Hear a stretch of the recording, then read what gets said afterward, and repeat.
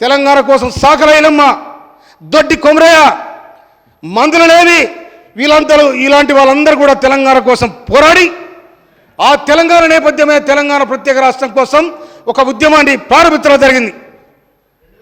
2000 అరే చెప్తాను, నువ్వు ఆడునవే, నేనున్నా, నీకు తెలియదుకో, నీకేవరక ఆడునా నువ్వు అలా ఉన్నోళ్ళు ఎవరో చెప్పు నాకు. 2001 ఆడురో చెప్పురే, మీకేవరక, నీకు కూడా ఏం తెలియదు. నువ్వు ఇంత వ్యాపారానికి వచ్చా, నీకేం తెలుసు? చెప్పేది నేను చెప్తాను, నీ కథ చెప్తా.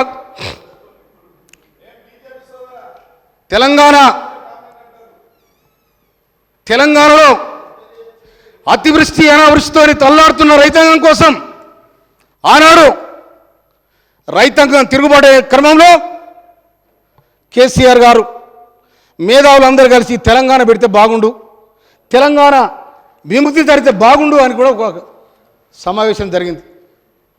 నేను ఆ సమావేశంలో కూడా ఉన్నా. కానీ ఆనాడు అనుకున్న సిద్ధాంతం, ఆనాడు అనుకున్న ఆశయాలు కానీ అన్నీ మట్టిలో కలిసిపోయినాయి. 2001 నుంచి 2014 దాకా పోరాటం బ్రహ్మాండంగా ఉందిరా అనుకున్నాం. 2000 ఎట్టడం దళిత ముఖ్యమంత్రి, ఇదేంద్ర దళిత ముఖ్యమంత్రి ఏది లేదు, ఆరులేదు సూర్యులేదు, దళిత ముఖ్యమంత్రి అన్నారు. నేను అప్పటికి నమ్మలే, ఎందుకంటే 2001 నుంచి ఉన్నాలా, అప్పటికి నమ్మలే. ఇదేదో గోలు పెట్టిరా అనుకున్నా నేను.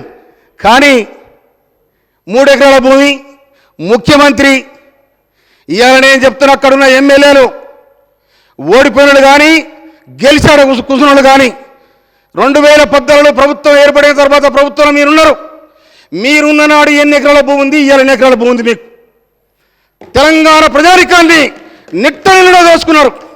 తెలంగాణ ప్రభుత్వం ఏర్పడిన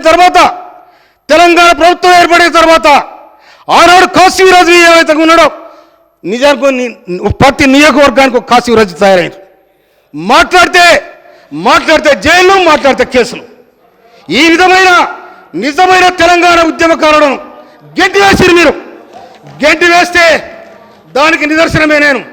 మీరు నన్ను గెంటి వేయలే, నేనే పీకి అవతల పడేసి నిటారుగా నిలబడితే కాంగ్రెస్ పార్టీ గడిచింది, నేను డెమోడి నిలబడతా ఉన్నా. అది కాంగ్రెస్ పార్టీకి పేదల పైన ఉన్న వ్యవస్థ అది.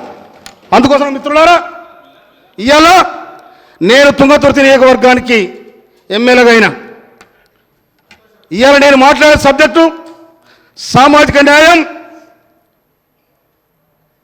దీని మీద ప్రజాస్వామ్యం. కానీ మిత్రులారా, ఏం జరిగింది ఇక్కడ? ప్రభుత్వం ఏం చేయాలన్నది? ఇవాళ ఏ సర్కారు వచ్చినా కూడా ఏమనుకుంటుంది? పేద ప్రజలు ఏమనుకుంటారు? అరే కొత్త సర్కారు వచ్చింది, మాకు ఇల్లు కట్టిస్తారు, మమ్మల్ని ఆదుకుంటారు అనుకుంటారు. మీరు కట్టించింది ఏంటిది? బొంతలగడ్డ, శ్మశాన వాటిక, వైకుంఠ ధామాలు మీరు కట్టించింది. అది పేదలకు. ఇవాళ పోతే గయ్య దర్శనం ఇస్తున్నాయి మీకు. కానీ మీ ప్రభుత్వం ఆయన ముఖ్యమంత్రి అయినాడు నేను అనుకున్నా ఇది ప్రజాస్వామ్యం వర్ధిల్లుద్ది, వేలాది మంది అమరవీరుల త్యాగపరం తెలంగాణ వచ్చింది,